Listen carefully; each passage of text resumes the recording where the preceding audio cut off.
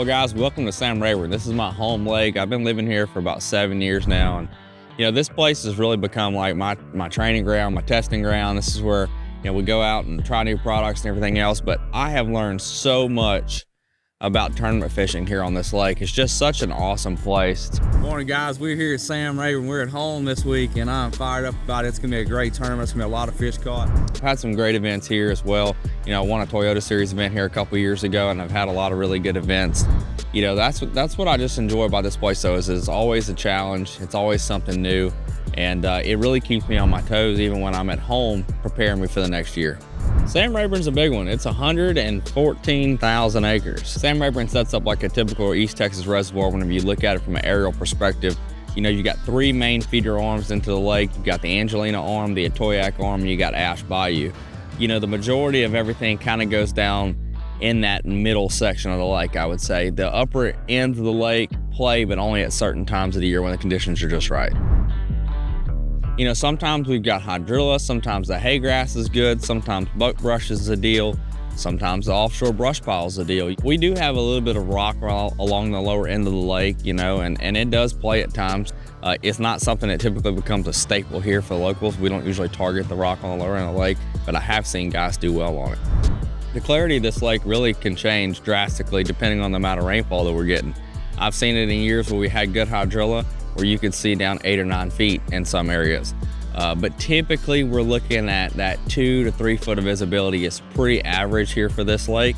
Predominantly this is a largemouth lake. That 5 to 8 pound range is not an uncommon fish here, and that's what's, which makes this place so special. About a little Rayburn 8-14 for the morning. Look at that. We do have spotted bass in this lake, but they don't tend to get very big. A 2-pounder is a pretty dang big one. And if you're bringing in a spotted bass in a tournament, you probably didn't have too good of a day. Gizzard shad, in my opinion, are king here. We have grass that, they'll get on that crawfish pattern pretty good. I don't see that bigger than average quality bass targeting the threadfin shad as much. I'm always looking for bass that are either feeding on gizzard shad, bluegill, and crappie. Rayburn has a lot of options, I would say. The town of Brooklyn here is a pretty small community, but it's a fishing community. A couple nice restaurants. Most guys typically stay at Rayburn Country or around Rayburn Country. There's a really nice restaurant there. There's a golf course there. That's a good place to stay. And then as you work your way up the lake, we've got Lufkin not far away from that upper end of the Angelina arm. Plenty of hotels and stuff to stay there. We also have several different campgrounds all around the lake that have really convenient access to boat ramps and have great campsites. If you're coming to Sam Rayburn, the number one thing that I can tell you to have a successful trip is pay attention to the weather. The wind is a huge factor here. And so fortunately here at Sam Rayburn, we have several different access points all around the lake. And generally speaking, no matter which direction the wind's coming from, there's somewhere that you can put in and go fishing. But you really need to pay attention to that. It will be dangerous if the wind's blowing really hard. So you just have to take into consideration the direction of the wind, look at your map, and find you a boat ramp that's protected to where you can get in and out safely.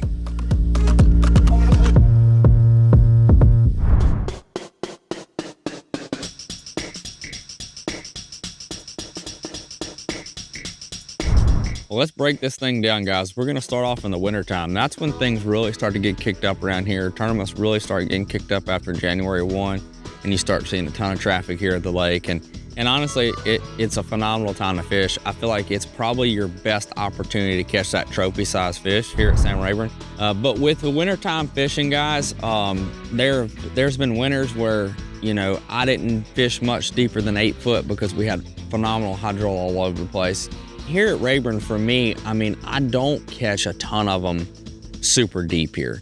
The majority of the bass, for me, I'm usually targeting that 8 to 18 foot range in the wintertime.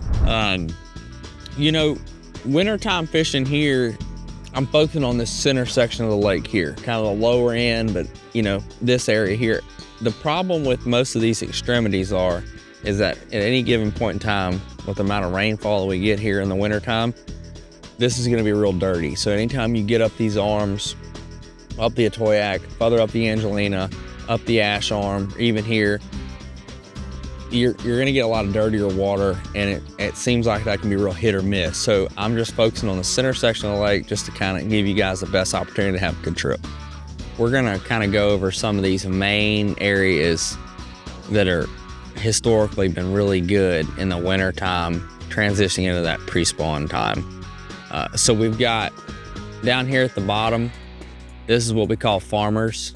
This is a huge area where these fish can winter, roam around chasing and feeding on bait.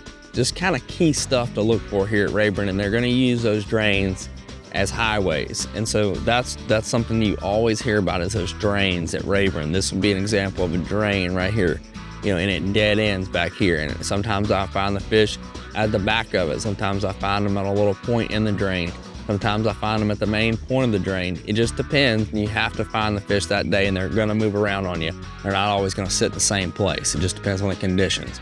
But we've got farmers here sliding up the Angelina Arm. You've got Five Fingers. This is a huge, you know, community area, but this, I would say Five Fingers has had the best grass out of anywhere else in the lake over the last 3 or 4 years. It seems like it just won't die in there. Like, I don't know what's going on in Five Fingers, but it's always typically got pretty decent hydrilla in it, but it also gets a lot of pressure. They can be anywhere down through there, but when you find the right group of them, it really can be a special day. And then we've got the iconic 147 bridge. Everybody hears about the 147 bridge. The 147 down to the dam, and then probably 3 or 4 miles above that, just seems to be where the most consistent water is.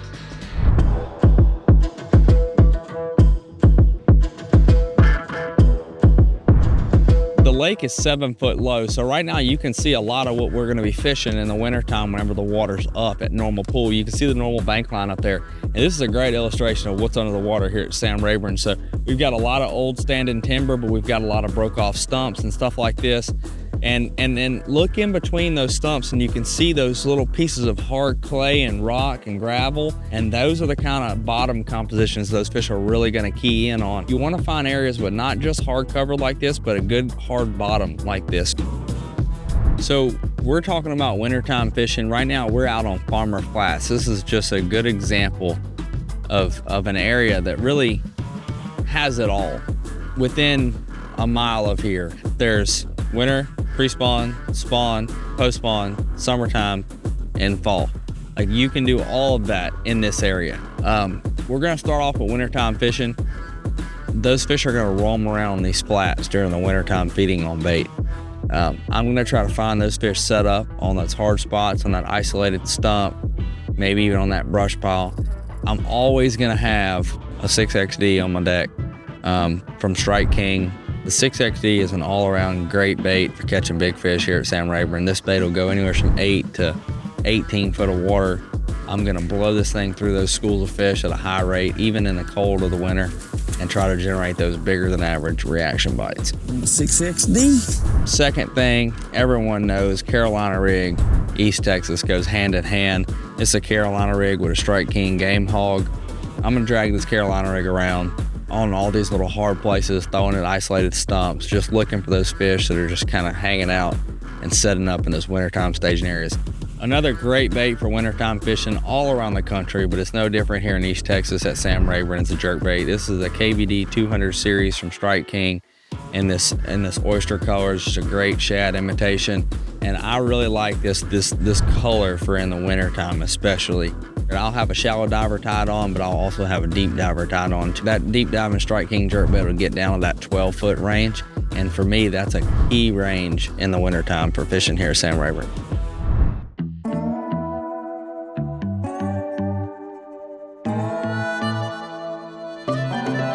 Now we're going to transition to that pre-spawn stage. I feel like that's that stage that we all look forward to when it's finally starting to warm up. We're tired of winter. Feels like the fish are tired of winter. The water's warming up. We're warming up.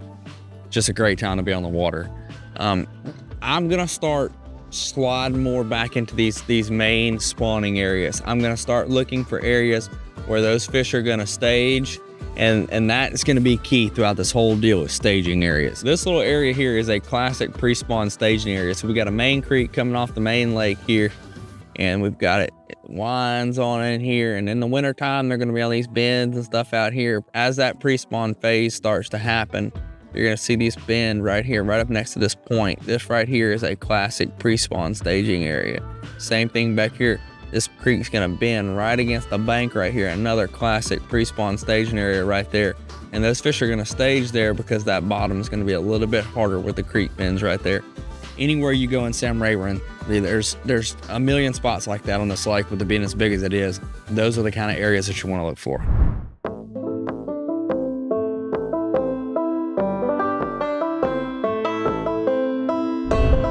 So we slid up a little bit shallower here, a little bit further in this creek. And as you can see behind me, we've got some stumps here, which can be great pre-spawn staging areas. If there's hydrilla here, that's gonna be great as well. And so I'm gonna go over a couple other things. So for one, just keep in mind, I'm still gonna have the 6XD out. I'm still gonna have that Carolina rig out. I'm still gonna have the jerkbait out, especially if those fish, if I find them staging on some stumps like that, that's a perfect thing to target those fish with when they're staging pre-spawn.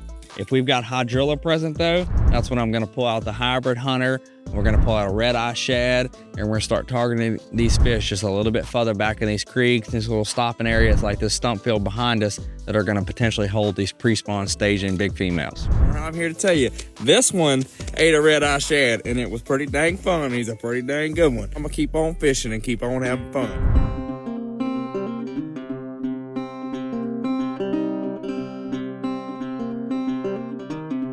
You know, we're gonna transition into the spawn, and that is probably everyone's favorite time of the year to fish. That's whenever you see most people out on the lake. I mean, it's finally warming up, those fish are moving up, they're up there on those shallow flats, they're easier to target that way, they're more predictable that way. But for the spawn, we're looking for these bigger flats with isolated cover. It seems like that's what those bigger fish wanna target to spawn on. What I really like about the center section of Rayburn here is that there is a lot of opportunities to bounce around. There's so many pockets and little creeks and little places where they'll spawn that I have a lot of options here in the center part of the lake. Typically here at Sam Rayburn, we get a lot of rain in the spring, the water starts to rise, it starts getting into those bushes and into that flooded cover, and those fish are gonna move right on up into that flooded cover and spawn there. It's gonna give them good protection, and they're gonna have everything they need to spawn right there. If we're in a year with good hydrilla and good grass, I start looking for these flats like this that run way out off the bank.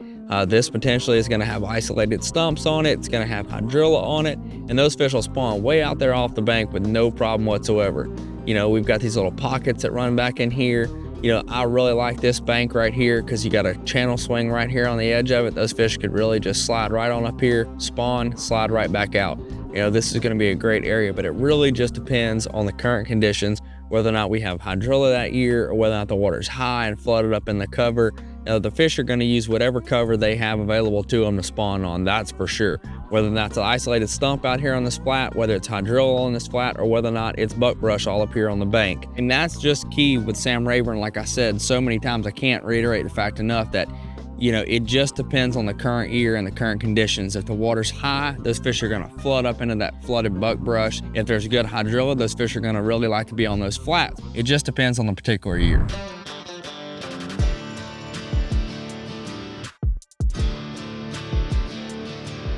Moving on into the spawn of the year, everyone's favorite time of the year to be fishing, man. You know, if you look behind me, you can see, like I said, the lake is 7 foot low right now, but you can see where that water is typically at. We've got some cypress trees here, we've got tons of buckbrush, we've got hay grass up there on the bank. When that water comes back up in the springtime, that's where a lot of these fish are gonna go. And there's a lot of different ways to target them. But, you know, I'm gonna go over a couple key ways that I like to do it. But, you know, a staple, obviously here at Rayburn when the water's up and in the bushes, is flipping. I've got a rage crawl here on a 1 ounce weight. It just depends on how much water's in those bushes, depending on what size weight I use. Sometimes I'm gonna be flipping a quarter, sometimes it's gonna be a 3/4. It just depends on the situation. Throwing a popping perch is also gonna be a great way to get some big bites. I love skipping this popping perch around these bushes. It's a great way to catch some big ones. That hay grass is gonna hold a ton of heat as the water starts to warm up. A sunny day like today, you're trying to cover water just to kind of get an idea of a good stretch. You know, a swim jig's hard to beat, especially around this hay grass. Covering a bunch of water is a great way to do that with a swim jig.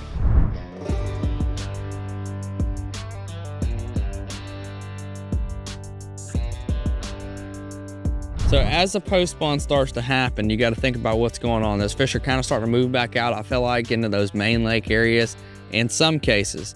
But also you got to think about the bluegill that are going to be moving into those areas as well. So that presents a unique opportunity for those fish to feed back up right after the spawn on bluegill as the bluegill are starting to spawn. You've also got the shad spawn starting to happen. And so fish are really kind of moving all over the place at this point in time. So I'll show you a couple areas that I want to look for that post spawn, areas where the shad are going to be starting to spawn and also bluegill are going to be starting to spawn. So we'll start in the back of this creek here. You know, this is a creek we've been looking at, but it's just a good example. So we got some flooded timber back in here. Those fish could definitely stage on that. I haven't really mentioned that yet, but you could definitely see some post spawn fish hanging around this flooded timber back in here. We've got a big flat here where those bass were spawning. There's gonna be some late spawners still hanging out there. We're gonna have bluegill starting to make their way into these flats and start to spawn themselves. So that's gonna hold some bigger fish. And then also, you know, we've got these points here, point here, point here, point here. You know, the shad are gonna really start moving in these areas and spawning themselves. So that's gonna be huge for these fish to move out to these little spawning areas for the shad and really start to feed up as they start to recover from the bass spawn.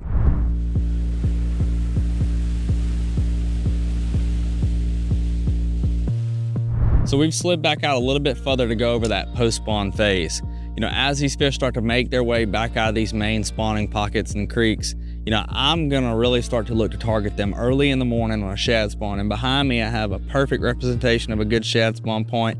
It's got some stumps on it. Obviously, you can see that with the water low. And it's got a good hay grass line up there on the bank, which is gonna typically be the bank at that time of year. Those shad are gonna really spawn in that hay grass, and there is no better way to catch them than with a popping perch and a swim jig. We've already talked about these two baits, but these are two great ways to catch those fish around that hay grass when the shad are spawning. We're also gonna have the bluegill spawn kind of starting, and that's gonna transition through those early summer months. I'm gonna target those fish with a swim jig and a popping perch as well. The only difference is that with this popping perch, I've got a shad pattern here. I'm gonna probably go to more of a bluegill pattern whenever I'm throwing it around those bushes, trying to catch those big brim eaters. Same thing with swim jig. We'll go to a brim pattern on it, and then we'll still have a flipping stick out, pitching and flipping around those bushes as well. That rage craw is good for that.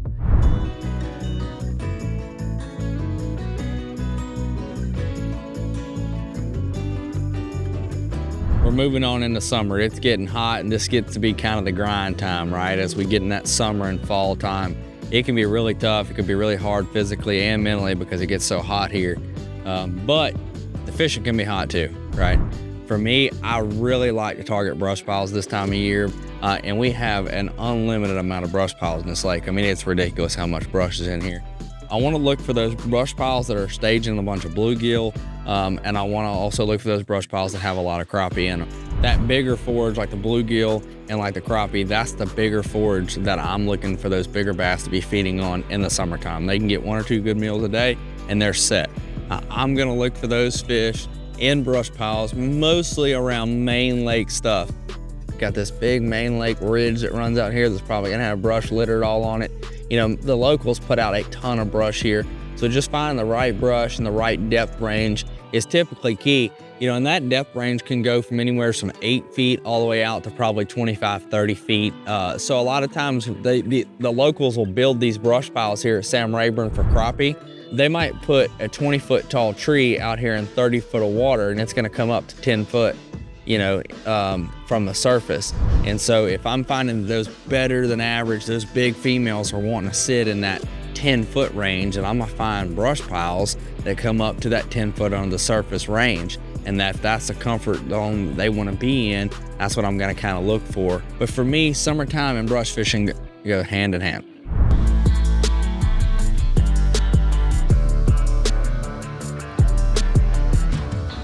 You know, the summertime is probably the best time just to get bites. I mean, the fish are active, it's warm, and it's probably, like I said, the easiest time of the year to get bit.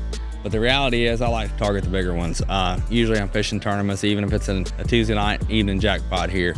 And so I'm looking for the bigger than average bite. And so I'm usually throwing big baits. This is a Hogfather Jr. from Strike King. This is a great bait to target these fish in these offshore brush piles. I like throwing a big Strike King bull worm. That thumper worm from Strike King is another great one. That Rage Cutter worm, it's another big worm from Strike King that's really good.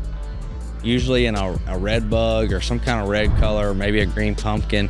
Those are my go-to colors for the summertime here at Sam Rayburn, for sure. And then throwing this Hog Father Jr., just imitating like a big gizzard shad or maybe a big brim, maybe even a big crappie, you know, coming over lazily across the top of one of these brush piles.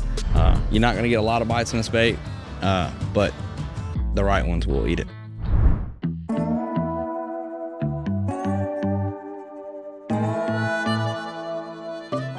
You know, traditionally, you know, fall fishing is probably the toughest time of the year to fish really anywhere, honestly. But it can also be some of the best days. If you want to learn how to use live scope, that's the time of the year to really like capitalize on it, because a lot of the fish tend to suspend. Yes, sir. Oh gosh, this bag is kicking my butt. My man, I lost the mic, but we got the bass. The lakes start to turn over. The oxygen levels really depleted after a long hot summer, especially with no current and not a lot of wind current. That oxygen level really starts to rise, so that pushes the bait up, it pushes the fish up, and those fish really want to stay closer to the surface. It can be really tricky to get them to bite because they're probably not in the best mood with the extremely hot water and low oxygen content, but you can find those fish in predictable places and you can get a couple really big bites and have the entire lake to yourself.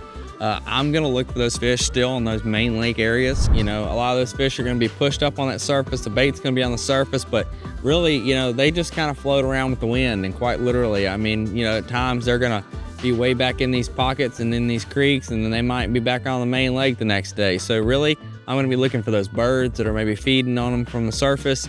I'm gonna be just looking for that bait on my Garmin units, looking for them on my side image and my down imaging, and then finding the fish around the bait, you know, and like I said, establishing where that thermocline's at, what depth range the fish want to be in, and then looking for areas to target them in that depth range. That could be anywhere from main lake stuff, secondary points, even in the backs of these creeks here. It just depends on the particular day and the current conditions.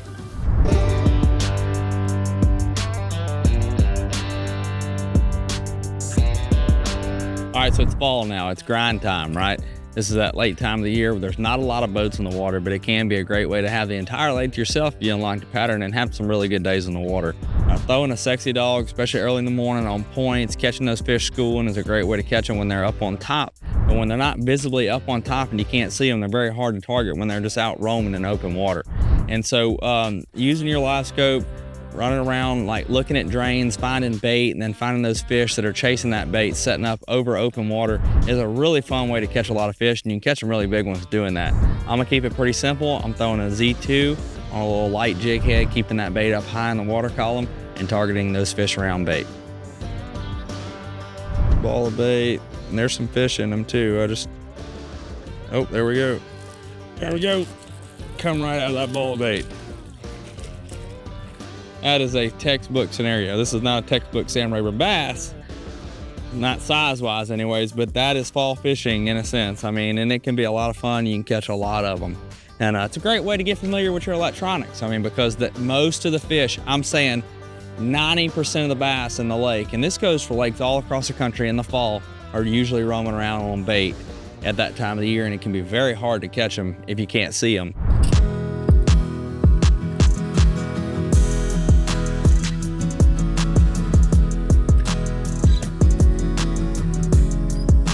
Thank you guys for watching, man. This has been such a phenomenal lake for me over the years. It's taught me so much about bass fishing. I've had some great memories with family and friends here at this Humphrey Pavilion at huge tournaments.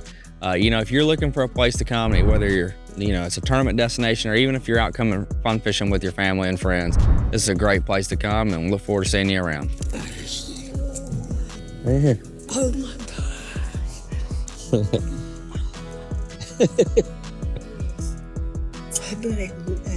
7th. 9. What? Small 9.